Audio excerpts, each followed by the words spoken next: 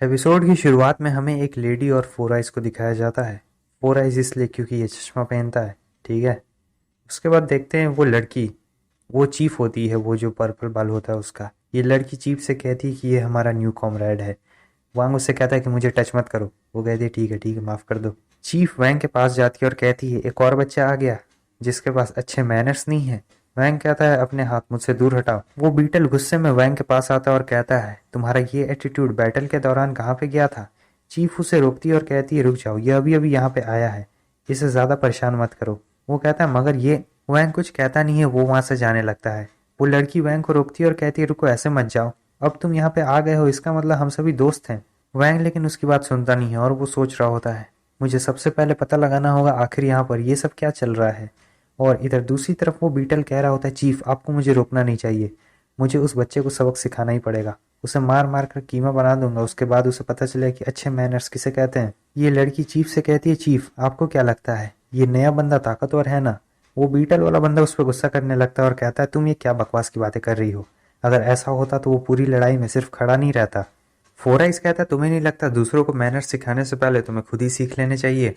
वो लड़की चीफ से बात करती है और बाद में कहती है ठीक है चीफ, मैं जाती हूँ और उस नए बंदे को वापस लेके आती हूँ। वो वैंग के पास जाती है और कहती है ज़रा एक मिनट मेरी बात तो सुनना। वैंग तुरंत ही पीछे मुड़ता और कहता है अगर तुमने एक कदम भी आगे बढ़ाया तो मैं तुम्हें यहीं पे मार दूंगा। वो मुस्कुराती है और कहती है चलो वापस चलो, सभी लोग तुम्हारा इंतजार कर रहे हैं।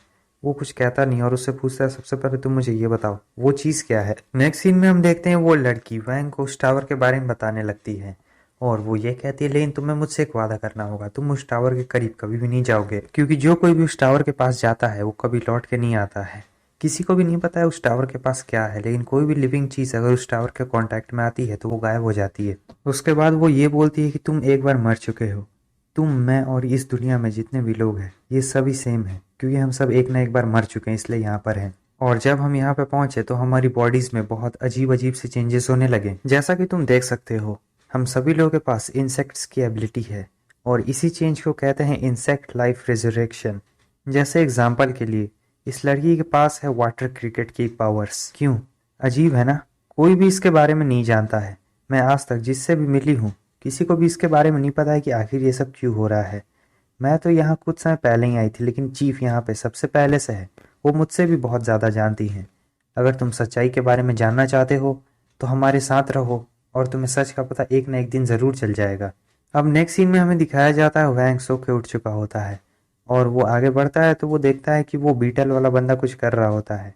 वो बीटल वाला बंदा अपने हाथ में कुछ तेज चीज़ लिए होता है, वो अचानक से वैंग की तरफ फेंक डालता है, लेकिन वैंग उस हमले से बच जाता है। वो बीटल वाला बंदा कहता है कि तुम तो सचमुच बहुत तेज हो गए हो नूब। वो बीटल वहां से जाने लगता है और कह रहा होता है जब तक तुम यहाँ पर हमारे साथ रहोगे मैं हर दिन तुम्हें ऐसे ही परेशान करता रहूंगा, क्योंकि मुझे कमज़ोर लोग ज़रा ही पसंद नहीं है। वैंग उससे कहता है ज़रा मेरी बात तो सुनो, जिस दिन से मैं यहाँ पर आया हूँ तुम उस दिन से सिर्फ बकवासी करते जा रहे हो, क्या तुम्हें ये सब बहुत ज़्यादा अजीब नहीं लग रहा है। वो पीछे मुड़ता है और वैंग के पास आता है और कहता है ओह, तो तुम बोल भी सकते हो। इनके बीच में लड़ाई होने ही वाली होती है तभी पीछे से चीफ आ जाती है और कहती है कि तुम मुझसे दूर क्यों नहीं हट जाते हो। वो बीटल चीफ को समझा रहा होता है कि नहीं, मैं इसे परेशान नहीं कर रहा था, मैं तो बस चुपचाप बैठकर अपनी मेडिसिन पी रहा था और यहाँ पर हम दोनों बस सिर्फ थोड़ी सी बातें कर रहे थे। चीफ वैंग को थोड़ी दूर साइड में ले जाती है और कहती है तो मैंने देखा तुम कोई मामूली इंसान नहीं हो, मैंने अभी अभी साफ साफ देखा तुम दोनों लड़ रहे थे और ये बताना बहुत मुश्किल है कि तुम दोनों में से कौन जीतेगा और कौन हारेगा, क्या तुम मुझे अपना नाम बता सकते हो। वैंग उसे अपना नाम बताता है।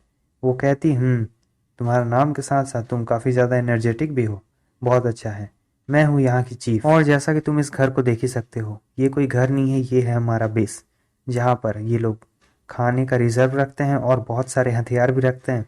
इनके पास ऐसी बहुत सारी एडवांस टेक्नोलॉजी भी है इस घर के अंदर, जैसे ट्रेनिंग है और डाटा के लिए भी इन्होंने बहुत हाई हाई एडवांस कंप्यूटर लगा के रखे हैं। और ये तो जाहिर सी बात है कि यहाँ कोई भी आराम करने के लिए नहीं आया है, यहाँ किसी के पास भी मौज मस्ती करने का टाइम नहीं है।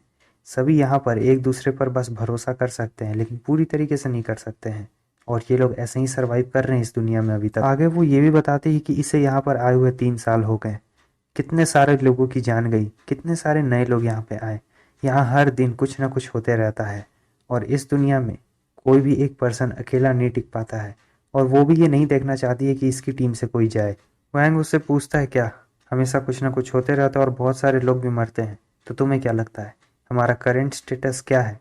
या फिर हम अभी ज़िंदा हैं या फिर नहीं है।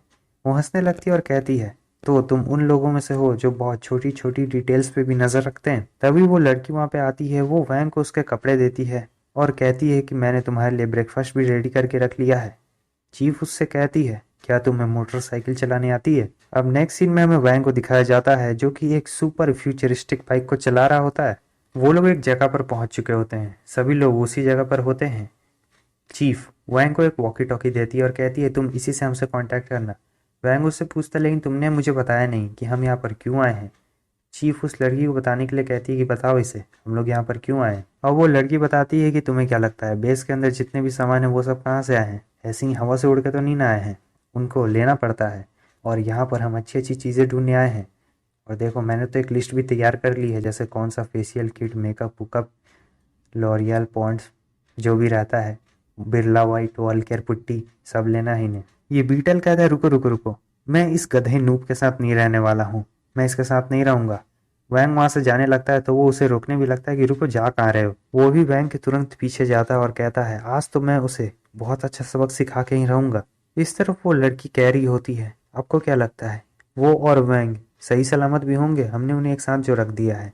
चीफ कहती, तुम उसकी जरा भी चिंता मत करो, वो दोनों ठीक रहेंगे। तभी वो फोर आइस उस लड़की का मुंह बंद कर देता है और कहता है, तुम चुप रहो, वो लोग हमें टारगेट बना रहे हैं। और फिर हम देखते हैं कि अचानक से उन पर हमला कर दिया जाता है, लेकिन वो सभी उस हमले से बच जाते हैं।